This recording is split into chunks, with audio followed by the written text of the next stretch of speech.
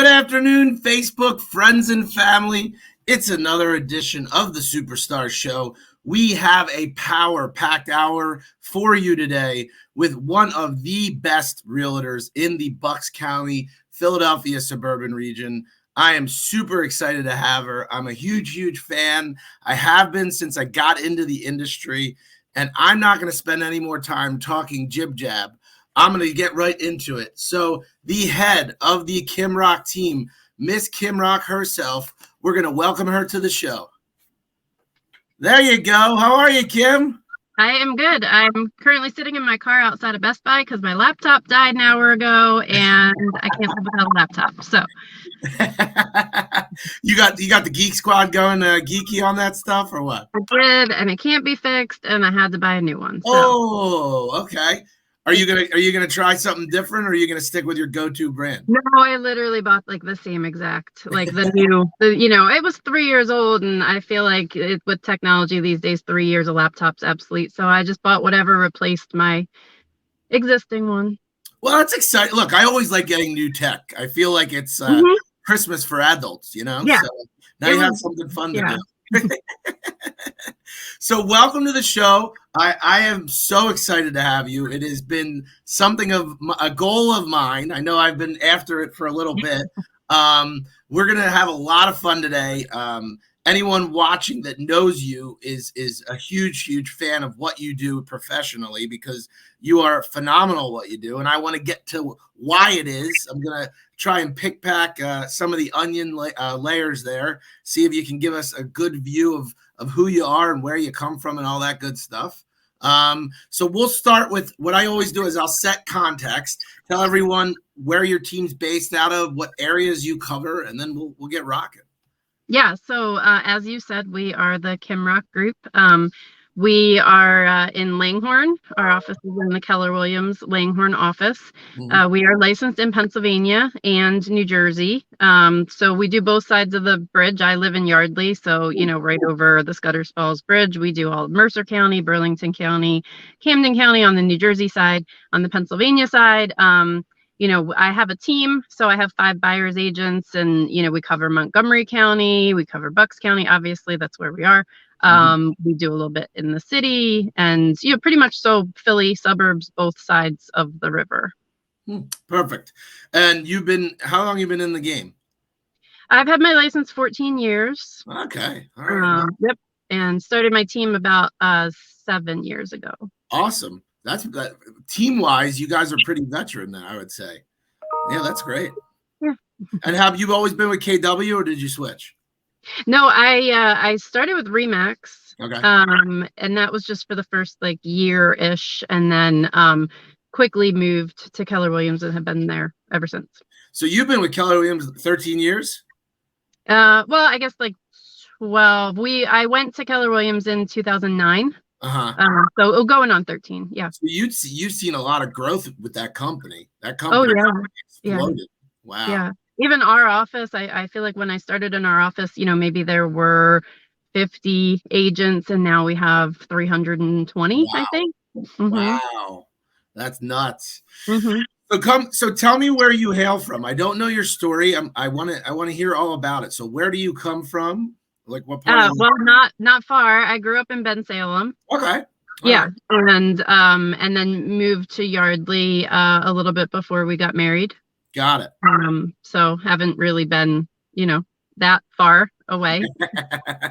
So what's Bensalem? Did you tell me about family life? Are you siblings? No, I'm an only child. Oh, okay. All right. Yeah. Interesting. Okay. And then as far as the family dynamic, what were your parents? Were they self-employed? What type of things did they do?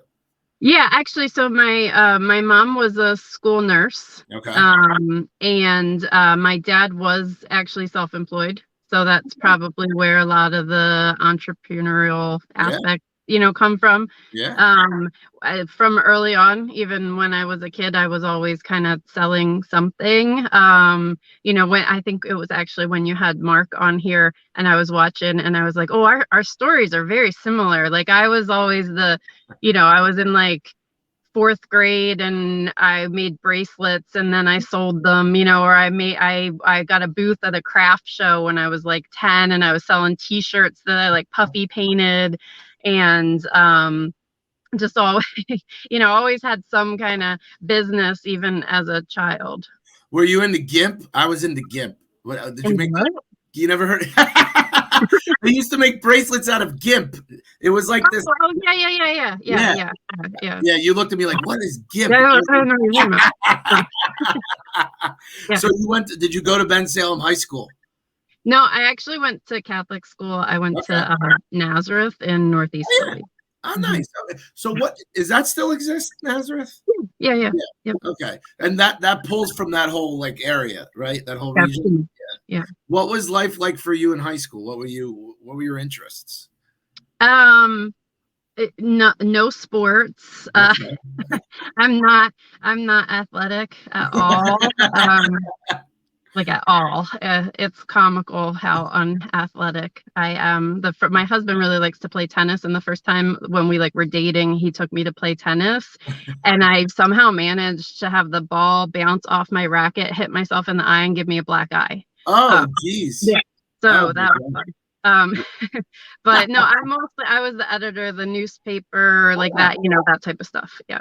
That's cool. Is journalism a thing? Are you is it writing? Or, okay. Yeah, actually. So I have a degree in English from Penn State, communications in English. And I was the editor of the newspaper for college. And then I interned for a Montgomery County newspaper in their entertainment section. Oh, wow. And, so that was always of interest. What newspaper?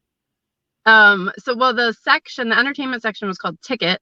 Okay. I don't know if it even exists anymore. And the newspaper was just, oh my gosh, I can't even think of the name. It was just whatever the Montgomery County newspaper was in school. The facilitator for the newspaper, for the Penn State newspaper, he worked for that newspaper. So then he would always kind of take some of his students and we would intern for the actual newspaper. That's pretty cool. Okay. So what is it about? I always come across interesting things. So the journalism thing interests me. I never really. Yeah. So what is it about what is it then were you big into certain like you said entertainment? Was that your thing? What was your thing there? Yeah, it was. And actually going back even further, so when the Bucks County Courier-Times existed, they had a high school section called Reality. I don't know if you're familiar with that, but I grew up in Huntington, I'm more Montgomery County. Yeah. So the Courier-Times had the Reality section, and that was a panel of high school kids. There were 10 high school kids every year. And we would write, and mostly entertainment type stuff, but also actually not mostly entertainment. There were relevant topical topics. But the first year that they started that was when I was in maybe 10th grade. And I was picked for the very first panel. You had to audition and, apply and whatever. And so, so I started that in high school, and that was really interested me. And then, I just got really interested in newspaper and journalism at that time. But yeah, in college, I did a lot of entertainment stuff. So just, going to concerts. And you said Penn State, right? Is that what you said? Mm-hmm. Yeah. Okay. Yeah. And so I want to get back to the height. So I'm going to see if I can date you a little bit. What were the big topics that you were discussing then? Do you remember any articles you wrote or topics that were yeah, Y2K. Oh yeah. That was when the world was gonna end. Was that the whole end of the yeah. And but I did a lot of concerts. I would go, I actually interviewed Radiohead for the school newspaper. Yeah. Oh, that's cool. Mm-hmm. That's cool. Where did you do that? In the studio? No, so that was at the TLA. They played it at TLA? Yeah. Wow.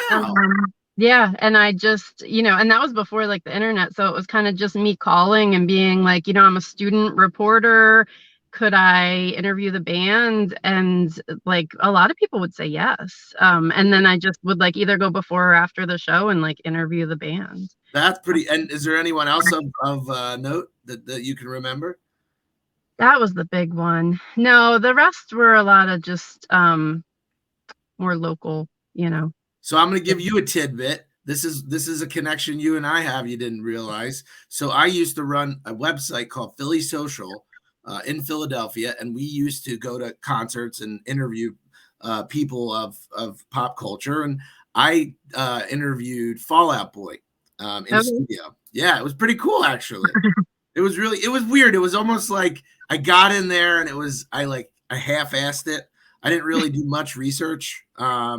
The only intel I got was that the one guy, Patrick, really liked pizza. So I stopped at Lorenzo's. I'll never forget this. I went out of my way. It was like 10 a.m. I pick up this pizza. I get there. The dude didn't eat the pizza. And I was so pissed. I walk up to him like, listen, bro, I got to tell you something. I went can you just have a slice? As he's getting into the limo, he pulls a slice of pizza. He's like, oh, this is good, man. And I'm just like, but it was fun. It was good. It's interesting. I don't know about you. I don't know what your experience was like, but for me, that particular group, they were huge, but I feel like I could have some sort of they were very laid back, so I didn't have that whole I'm a butthead superstar type of vibe, you know what I mean? Yeah. So Penn State, all right. So I always do this. I try and go through sections of life with caps, right? So what I would say is if you were going to rewrite your description now of who you were in high school, in your high school yearbook, what would it say? Oh, geez. I don't even know. I mean, what remember sometimes. What would you want to be remembered as? What do you remember yourself as in high school? I actually surprisingly kind of kept to myself in high school. So it was an all-girls school. Oh, was it all? I didn't realize that. And I just kind of, I don't know. I had a couple close friends. There were 4 or 5 of us, and we're still friends. We still have a group text, But it really was just 4 or 5 of us, and that was it. And we didn't spend any time with anyone else in our school. We kind of then had friends from outside, from other schools. But in actual school, I actually was pretty quiet and kept to myself because I just wasn't. A lot of the girls were very sporty girls, and I was not. And that's what that school is known for, I did the school plays. And so it was the theater and the journalism and the year, I did the yearbook. I was one of the editors of the yearbook. Then that was the perfect question for you, Kim. Yeah. I know. I don't even know what I thought I was really cool, as a loner, I think. Got it. It was that kind of thing. I'd listen to music all day, every day. I'd just tune people out. I was the angsty kind of just put my headphones on and not talk to anyone kind of. Which is funny because of your you have your own real estate team now. Yeah. I was a teenager. So that's why I love these things, because you learn so much about people you never would have thought. You know what I mean? I just wouldn't have thought that. I was not the popular, most people probably don't even remember me. Yeah. So you're not tapping into Nazareth spheres of influence. No. Well, ironically, right? You just asked me about the listing on Benazet. Yeah. She's a friend, and we were editors of the yearbook together. Look at that. Look at that. You see, it just all comes back in full circle. Yeah. And tell me, it's interesting, the all-girls school thing, dislike, what do you remember about that? No, I mean, like I said, I didn't really just in general. What's your opinion on it now? Antiquated? You think? I don't think I'm a fan. We moved to Yardley so our kids could go to Pennsbury because we wanted like broad groups of, we wanted them to have lots of opportunity. I feel like when you're in a high school with, a couple thousand kids, you're bound to find like your people, versus a high school where like you only have 150 kids you graduate with. You're really kind of limited in your experience. Yeah, I think that makes a lot of sense. So that makes that actually even is more logical to me now, because that's pretty much how you felt about it. It was Yeah, sheltering. It was sheltering. Yeah, I get it. I get it. I think everyone grows up in some aspect of a bubble, that you have to break out of. What's your opinion on being an only child? I'm curious. When I was young, I hated it. I wished I had siblings. And now that I'm older, so seeing my kids are 6 and 9, and they're like best friends. So seeing them together. You boys, no, right? no, a boy and a girl. Oh, you boy and girl. Nice. Yeah, but so seeing them kind of makes me sad that I didn't have that. But then on the flip side of that, now at this point, I do have a lot of friends whose parents are unfortunately starting to, get older or pass away, like things like that. And so, as I'm seeing that happen, and I'm seeing a lot of the dynamic with like adult siblings in a estate sale type of situation, or, like there's a lot of arguing, and siblings don't have the same opinions on things for their parents' care and stuff like that. And so I realize that is kind of one advantage is, when I need to handle something like that, for my parents one day, or my family, like it'll just be me and I don't have to worry about siblings. But that's like the only probably positive. I think the negative is I would have loved to have had, I think, siblings, but no, I always ask. I always take opinions on things. Like now that you're out of that part of your life, you're looking back on it. You know what I mean? And it's just one of those things where I'm curious how. I just try and dig for things that kind of I'm figuring out the recipe, right? Your ingredients, what led you to this point, which we're gonna get, because it's so interesting to me. Like the more I'm learning about you, and you're like all aspects of how you grew up and the way you were versus what you're doing now are totally different. And it's like amazing. It's great. It's a good story. So tell me about Penn State, right?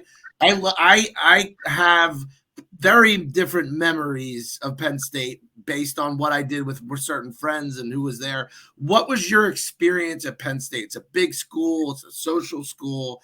Did you go there because you wanted to break free? And like, no, so I ended up graduating from Abington, so the local. Oh, got it. Okay. Yeah. Got it. Which was great. I actually really enjoyed it because it was, bigger than like high school, but not overwhelmingly big. And I was, gonna go to main campus, and went up there for extended periods of time, with friends and stuff. But that's too big, I think, for me. And yeah. So but Abington was perfect. I really enjoyed it. I had a lot of amazing teachers. I met a lot of great people. I met a lot of, friends, and I think it's a great school, and I had a great experience there. Yeah, I actually agree. I think people discount satellite campuses sometimes. And I've taken some courses at Penn State Abington, and it doesn't feel like a satellite campus. It feels like a university in that part. It's obviously much smaller than Maine, but I feel like you get a college. You don't feel like you're on like for lack of a better term, like a community college or like a super. Yeah, I agree. No, I did a Temple Ambler, and I took courses all over. I was a nomad with that stuff. All right, so college. So when we're going to talk about now, we're obviously going to go into real estate at some point, just so you know. So take me out of college and jobs, and then how you met your husband and all that good stuff, and then we'll get into the real estate. Okay. So after college, well, actually, while I was in college, I had a commission sales job at Circuit City. Selling. Oh my God, you and Mark are the same. Right? I know. I sold computers commission based. Oh, And then while I was working at Circuit City, I kind of became friendly with some of the like sales reps and stuff from some of the companies. And then I graduated well, and Don't leave that. That's important, right? So okay. sales changed you. It had to have because you're in Yeah. sales, right? Yeah. Mm-hmm. So up until now, you're a little more introverted, or introverted, whatever word is. You're more by you're loner, right? You get into sales. Yeah. What does that where Kim Rock became Kim Rock? Maybe. I mean, like I said, I had always sold stuff, right? Like craft shows, like I just always was, let's have a yard sale, like whatever as a kid. And then What is it about the sales? Like, just curious. Like, it wasn't the money. Was it the money? What is it? I don't know. Yeah. Yeah. I mean, I like just kind of being like in charge of my own thing, I guess, Yeah. I'm just curious. Yeah. But then as a college student working on a commission-based sales job, that definitely the money was, because I had a job at the Neshaminy Mall in their marketing department, making like, I don't even know, $7 an hour, like what was good in like 1990, 9 or 2000 or whatever.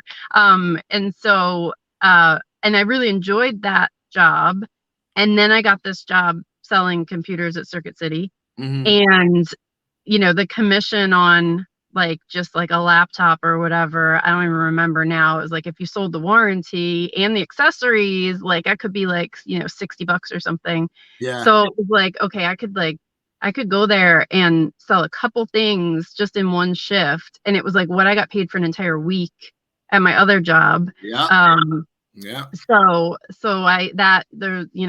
that was a little motivating. And then I did really well. I was going to ask, did you become like number one there? I did, yeah. And like won, all the awards and stuff, and top salesperson for this and that. And then that was when Circuit City decided that they were going to get rid of commission salespeople and go to hourly, and they laid me off. Wow. Yeah. So I got called in that one day. It was like February. And they sit you down and they laid you off. And I remember like I went out to my car and I cried because I was like, what do I do now?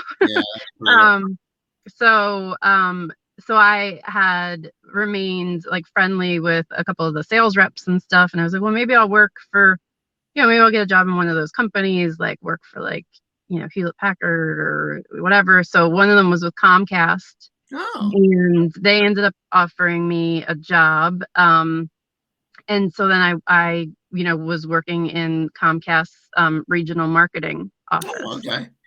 And so I did that. I did that for a few years. And while I was doing that, while I was in college, I started getting interested in investing in real estate. Oh. So there was this group that was forming when I was maybe like 20, and they would meet at the Temperance House in Newtown. Yep. And you would like as a group, you all formed an LLC and you would buy in like shares in investment property. Oh, cool. And they would buy like a property that needed work. We would all buy in. So, and we were buying things in like the city for like, $35,000. Yeah. So like there'd be 7 people and you'd each kick in like $5,000 and you'd buy this house collectively, and then they would fix it up and they'd put a tenant in and then they'd resell it. And then you all shared in the profits. Wow. So yeah. So actually it was Mick Petrucci, the judge, who he was part of that group. I met him back then. Yeah. Wow. So we did a few of these. I did like I think 3 of them. And then of course I'm like, why am I going in with a group of 7 people? I just want to buy my own, right? So then a friend of mine was a real estate agent. And actually, he was recruited to real estate while we were working at Circuit City. We worked at Circuit City together, and a broker came in and tried to get us all to get our real estate licenses. And my first reaction, so 2 of my friends that I sold computers with, they were like, oh, we're going to get our real estate licenses. And they did. And they were like, you should do it too. And I was like, that's for old men. That's like car sales. Like, I want to get my real estate license. So That's funny. I just thought it was a bunch of old, like, old people. Like, Um, I'm yeah, thinking of like a particular brokerage right now that I shouldn't say out loud, yeah. only because I feel like that's where the image came from when you said that. But Hmm. are you not Yeah. a? It's like one of my biggest pet peeves with realtors. I don't like the name tags. I think it's so cheesy. Do you wear a Oh, name yeah. tag? I have one like for the like, meetings, not like I No, don't no, I wear it mean like when you, around. yeah, Yeah. that's what I mean. No, Yeah, no, okay. I, but no. I, I didn't want to offend you. No, I don't know. Only it's like in my car if I'm going to like a big like regional meeting or something. Yeah, I'll put that's acceptable. yeah, yeah. Um, so where was I? So oh yeah, so we were doing the group investing thing, Uh-huh. and then so I said to my friend then who had gotten his license, like I would like to buy an investment property. Uh-huh. So and he had something, it was his listing, so he was like a dual agent. It was a little shifty at the time. Um but he was like, "Oh, buy this. I'm getting ready to list this. You can just buy this." And I was like, "Okay, if you say it's a good deal, I'll buy it." So I bought it, and then I was like, "Oh, I would like to maybe buy some more things." Um, so so at that point, I was working full time, for Comcast, and I was just kind of got a little interested in real estate investing. So I was like, well, I'll get my license just so if I want to buy something, I'm not bugging my friend to come out. I'll just do it myself.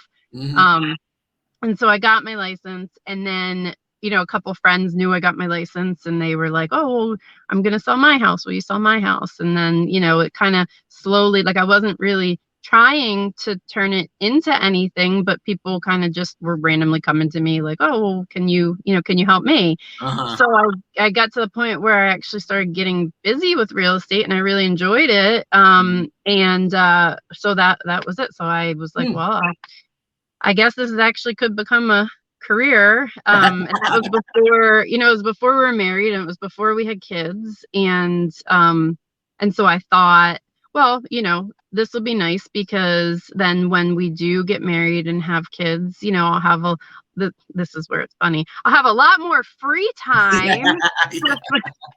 Just work casually a few hours a week part time, and stay home with my kids. That didn't happen. There's no free time. Not But unless you that's don't what want to I be thought. busy. Yeah, yeah. So that's what I thought. And then So I it's yeah. it's interesting. So I'm listening to how you talk, and it's almost like, yeah, I did that. Yep, no big deal. Yep. That's kind of how I did it. Yep, Yeah. yeah. Like it's funny only because it's like this. You just do it. Like it's just. Are you like a super like? Is execution your thing? I'm horrible at it. Like I Yeah. come up with like 6 million ideas, and like it takes me. Yeah. Like, are you an executor? Is that your thing? I used to be way more just like, who cares? We'll try it, see what happens. Now I think probably being a parent, Mhm. and just that kind of responsibility changed me a little bit. So now I have to like, prepare and take baby steps, and I'm not as just like quick as I used to be. Got it. Well, that because it's interesting too, because it's almost like you fell into each next step as opposed to it's on my vision board and I Uh-huh. see it. Yeah, You know what I yeah, mean? yeah, It's interesting yeah, because yeah, it's almost like you figured it out as you went, right? And you just kind of did it. I mean, the yeah, other thing that like speaks volumes to me is that you just like individually just said, well, I'm going to go to this meeting. I'm going to meet with these people. I'm going to try a couple of these things. Like having that, I think, mentality and temperament probably helps you deal with a lot of, I guess the word is for what some people would call bigger situations in a more calm way, right? Is that, yeah. are you more like a objective than you are subjective in how you operate? Um, I mean, it's a mix, Yeah. like I said, I do think and plan more than I used to. Right. I didn't used to. Yeah. Now I feel like I have to a little more, but at the same time, I don't want to be like paralyzed. I've never been a person to be like paralyzed in fear and then don't make any decisions, That's yeah. my point. Yes. Yeah. Yeah. Yeah. Yeah. And I kind of, same thing, like falling into stuff. I fell into my team too, because Interesting. I had joined a team. So my friend that, like sold me the investment property and had, sold computers with me and then got his license. He started a team. So that was at the same time I was, deciding to get my license. So I joined his team. Mm-hmm. And then he decided to leave and start his own commercial brokerage. And I didn't really want to be a commercial realtor, I just liked residential. Mm-hmm. So it was like he was leaving. And then another friend of mine was on his team who I had gotten into the business and, helped her get her license and everything. Mm-hmm. And so we were like, well, he's leaving, so maybe I should start a team. And you can be on my team because we're friends and, whatever. And then another one of our friends at the time was thinking about getting her license. And so we were like, well, come join our team. Let's have a latte and you can join our team. We're friends.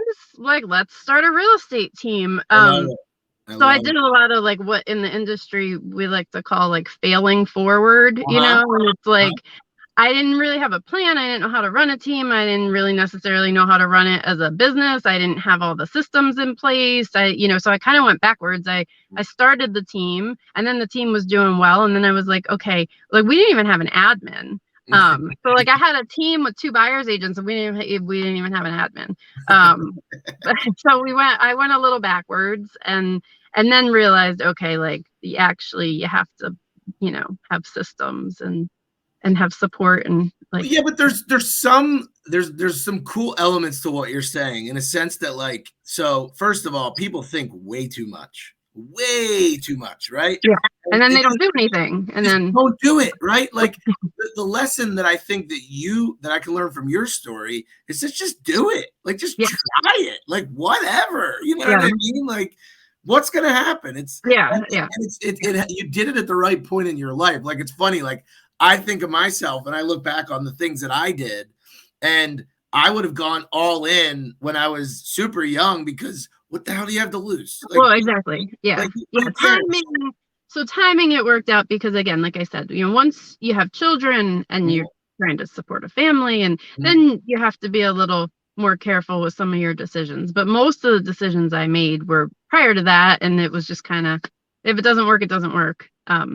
So when you talk to other agents, right, and because it's very common for younger, newer agents, even not younger by age, just younger in terms of experience, would probably approach you. And I know in KW, mentoring is a big thing, right? I know that in the system.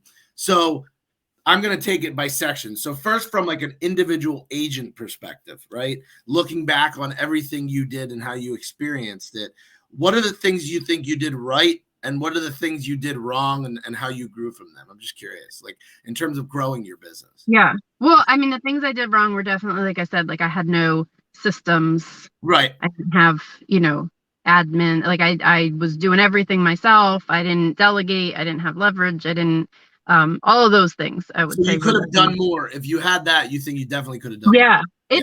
People used to tell me all the time, oh, you need an admin. And I was like, no, I'm good. No one's going to do it as good as me. Right.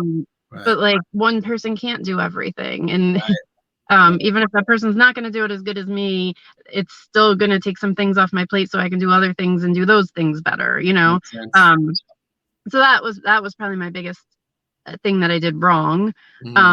And then I think the biggest thing I did right was I didn't focus on the money. I focused on the relationships, So to me, it wasn't like every sale wasn't a paycheck. If that sale fell apart, I didn't care. It didn't, like, I wasn't calculating money as I went, like someone renting $1,000 apartment or buying $1 million house, like they were the same person to me, because it's all about the relationships and the networking and the people and not like that house. Yeah, that makes sense. And was that your so, and it's funny because it's always the, hey, how did you do this? So how were you growing your business? Like, what were you actively doing to grow? Were you doing what everyone else does and calling FSBOs and buying leads?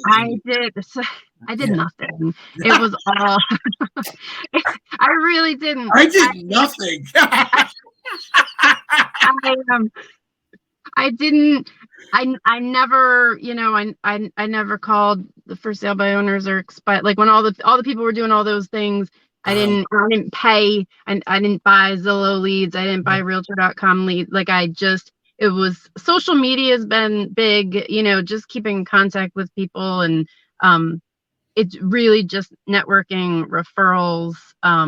Like I said, like that $1,000 renter was no different to me than the $1 million buyer. Well, that $1,000 renter then went on to buy the $400,000 house, and then they sold that and bought the $800,000 house, and then they had 20 friends that, so like it, and as a team, like we just are really good at keeping in touch with our people, not to be like, do you want to buy another house, but just to be like, is there anything you need? Like people come to us, who do you recommend for a pediatrician? Who do you recommend? My dog is sick. What's a good vet? And like people just ask us for stuff because they know that we're the local experts in general, and not, anything like sales related, but that's really our big thing, is just keeping in contact with our clients and growing it that way. It seems simple, Kim. I mean, you're making things, but they really don't. Like people just don't they don't focus on the right things. They spend $1,000 to buy leads from Zillow that they treat as just a one-time sale and then never follow up with ever again. And you don't need to do that. Right. It's true. And it's also the whole, it's like the sprint versus marathon theory, where it's like, don't shortcut the basics. Like, do the open houses, do this, do that, spend the time. It's going to take you time for people to know you're doing it. It's going to take you transactions to build relationships. Right. So like, you can't just pay Zillow and say, all right, I'm good. I'm going to have a huge team. It's just going to be great. Right. Exactly. Because then one day when Zillow goes under and then you have nothing, you've built nothing because you've relied on them the whole time. It's very true. It's very true. It really is. It's crazy, actually. But it's almost like the theory of what happens if we lose Facebook. That's Y2K. That wouldn't be good. So the team, give me the dynamics about your team. Have you guys been together a while? Are there elements of the team that have been there, or do you consistently grow? No, it's kind of been a slow progression. Yeah. So, I currently have 5 agents on the team and 3 admin.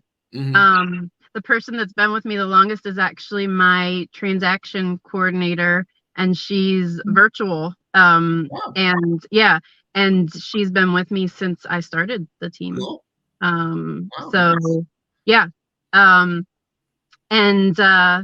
but it's kind of, I definitely, in terms of like growing and acting quickly and stuff, I'm not trying to grow big and grow quick. That's the one thing I'm very calculated with. I look at the team, we have a great dynamic and we have a great culture, and we all are very like-minded people. And so, I have people that ask all the time about joining the team, but unless it's like that right fit, that's not going to rock the boat, with my current folks. That's like really important to me, that the person be the exact right fit for us and just really, mesh with us. Because one bad person can just, bring the whole thing down. Sure. And I also just, make sure that we have a need for someone. I'm not trying to just, add 5 new people willy-nilly and be like one of these people that went, from a team of 8 to a team of 20 overnight. I'm very calculated in those kinds of things. No, I mean, but that's interesting too, because it makes it, for obviously you have longevity that way. And it makes, in my opinion, if I were an agent, I'd rather be, it would be like an honor to join something like that. You know what I mean? Because then, and it seems like, do you teach people, are you bringing on seasoned, or can you teach people at all aspects of the, so pretty much actually everyone except for one are people that were brand new. Oh, wow. Yeah, which is surprising because,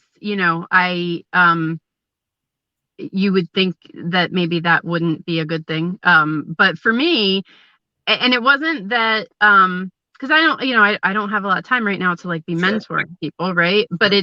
we kind of now have evolved to where, um, like the existing team member mentors the new agent, Wow. so everyone pretty much, except for one person, has been taught everything they know, like from us from the get-go. So that's Hmm. even more why we do things similarly and we're all on the same page and like in sync, because they've all kind of come from either my mentoring myself or someone I've mentored is now mentoring them. So that's extremely unique because what you've just told me is you actually know how to operate a successful team, right? And that Yeah, sounds ridiculous, but there are people that have teams for the sake of just having teams, yeah, and no, people don't last. They yeah, literally are like, yeah, well, this is cool. I didn't learn how to do anything. yeah, I have no idea how to make a living as an agent, yeah, so I'm out. yep, yeah, And yeah, like, yeah, what good does that do for you? You know what I mean? And, exactly. but it's a common theme, like it really is. And I think that Yeah, before you create a team, not you, because you figured it out the opposite. You're the only person I ever met that figured that out the opposite. It's kind of funny actually, but it shows the way you are and why you're so successful, because you just land on your feet. But I feel like you got to get your shit together yourself first yeah, before you then have a team to yeah, worry about, yeah. because while you're out selling homes, if they're not selling homes, your team's falling apart and yada yada yada. Mhm, mhm. That's crazy. So it's interesting. It's just, look, to me, it's all about, again, the purpose of this show is to identify people that are doing it right and understand what they do and why they do it. So it's cool. I feed off this stuff. I love it. It sounds Yeah. geeky, but that's what I like. But all right. So then, is your goal just slow, or slow is the wrong word, but just growing at a pace that's natural for you? Is Yeah. that really where you want to be? Okay. Yeah. Yeah. Because I'm also another person that's like, I don't want lofty goals that I'm not gonna hit, or Love they're gonna that. like stress me out. Love it. Um, Love I it. pretty much, the past 14 years, my goal has always just been to do it like a little bit better than the year before. Just How don't do what, worse. but what an amazing mess, Kim, that is an amazing message. To think about that, right? How many times do people make goals that they really won't hit? Yeah. And then they Yeah. feel like shit when they don't hit them. It's Yeah. like, so I do it all the time. Okay. Hmm. Every January I'm going on a diet, and then January, like the second week of January, I'm like, ah, shit. Yeah. Like literally. But Yeah. it's such an important point though, like especially professionally, because I feel like growth is so attached up here. So like when you taste a little success, you want more and you want Yeah. more and you Yeah. want more. But if you set a metric or a goal that you probably won't hit, it's not really good for your psyche. No. You know? No. Yeah. Yeah. It's interesting. It's interesting. You are it's for someone who claims they didn't really think about it and just did it. You're more in there than you realize. Yeah. You are. You're like super. You're super calculated. It's Mhm. interesting when to listen to you talk. Like you really have figured a lot of things out, and it's not very common with these agents, Kim. It's just not. It's very unique, actually. Yeah. 'Cause I'll ask people all the time, Kim. It's like, how did you do it? What did you? Yeah, it's the most vague answer I've ever heard. It's like, this and that, and who to this and that, and a little bit. I'm like, what? I was like, what? I don't understand. Yeah. Yeah.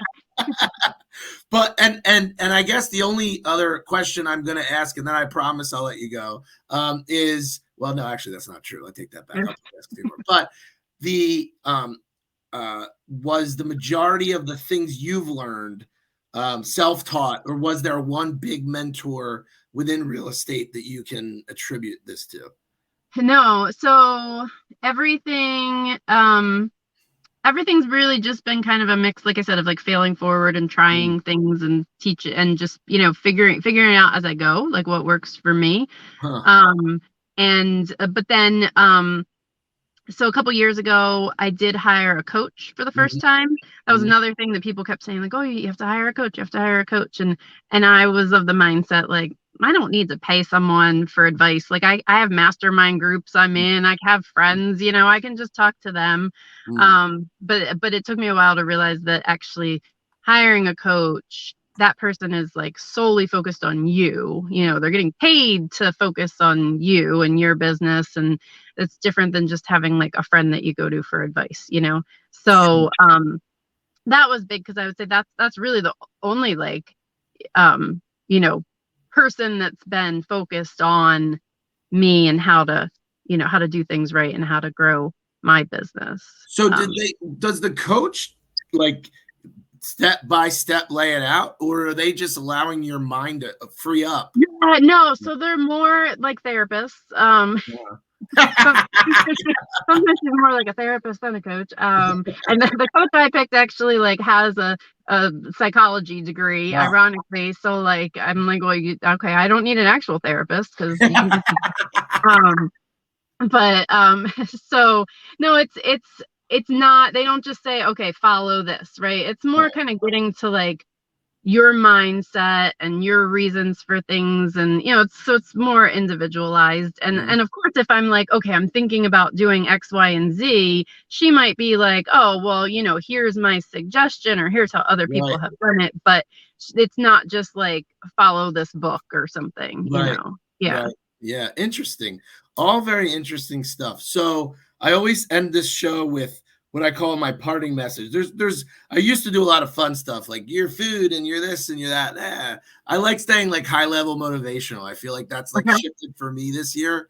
Like with the So you brand. don't want to know my favorite wine or what kind of sushi I like, or I mean, if you're into that, if you want to tell me, I'll take. I'm a huge foodie. So.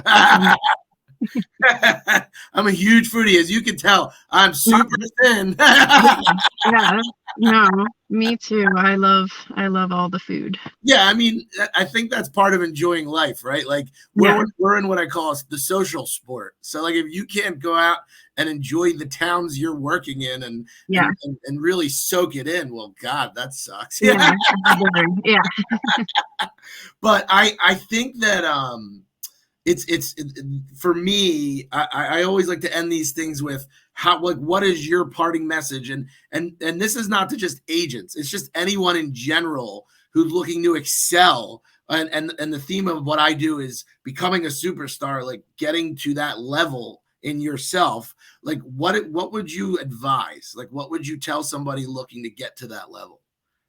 I mean, I think probably the biggest one is, and I do tell this to all the new agents, that I come across. Like I said, it's the relationships. Like just Mhm. focus Mhm. on the relationships. Don't focus on the money. And that's like a hard thing to say to people in this business. Don't focus on the money. Like, well, why are you in business? But you can't. So Yeah. that's really my biggest thing is, and I tell the girls on the team all the time, a transaction falls apart and it's hard to, you lose that check, but you can't. Some of the biggest successes I had probably came from a transaction that fell apart. And then 3 years later, maybe they come back. Maybe it doesn't even instantly become something today, but it really is all about the relationships. Hmm. And it's not about the money. The money will come if you love what you do and you create the right relationships and you do the right things. It will come on its own. Yeah, and especially in where when you're such a heavy referral based business, right? That, Yeah. that that makes a lot of sense. Well, cool. I appreciate you talking to me from the Best Buy parking lot. Yeah. Yeah. I really do. I enjoyed getting to know you a little more and Yeah. understand and respect and appreciate why you are where you are. I hope to see you continue doing what you do, but somehow it doesn't matter what anyone says. I think you're just going to do it anyway, and that's kind of what I like about you. It's kind of like that grit. It's kind of cool, actually. Um, but no, in all seriousness, thank you so much, everyone out there. Hit up Kim.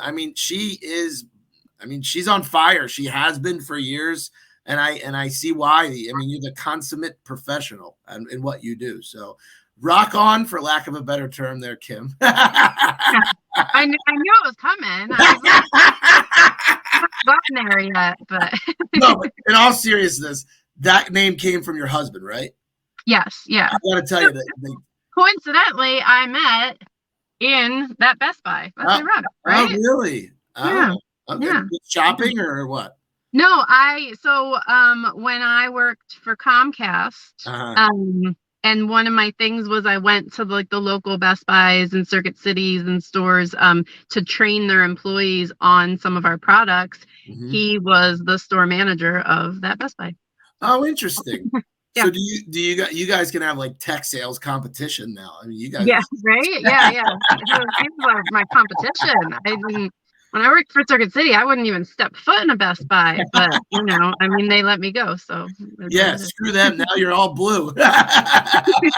No, but I got to just tell you, like that name, to me, it's from like a branding perspective. That just did it, man. Oh, right? yeah. That Kim Rock name. How do you forget that? Yep. Yeah. Awesome. What are your kids' names? Ethan and Lila. Lila Rock. I love that. It's such a cool name. Yeah. Like my name is Levine. Yours is Rock. Like, yeah. Right? You don't even need a brand. It's like Kim Rock. I sell real estate. There's a lot of good names in our industry. If you think about it, in Bucks County, there's a couple really strong agents with some strong names. It's true. So, maybe there's something to. So you know what? Maybe I should change my name. Yeah. Well, I had so much fun. Thank you so much for being on the show.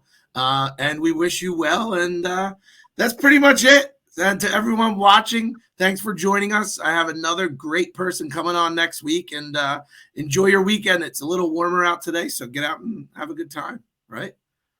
See you at a Best Buy near you. No. See you, Kim. Have a good one. Bye. Take it easy.